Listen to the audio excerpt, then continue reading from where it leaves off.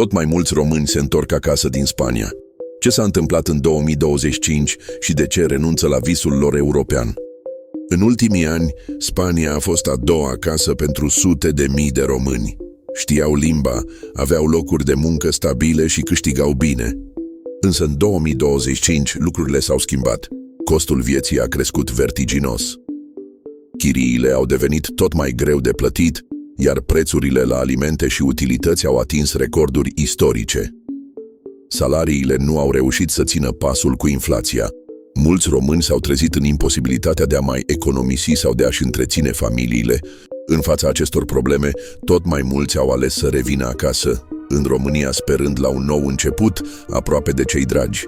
Spania rămâne o amintire importantă, dar pentru mulți români, astăzi, adevăratul viitor se construiește din nou acasă. Dacă ți-a plăcut această informație, nu uita să dai follow, să distribui acest clip mai departe și să lași un comentariu.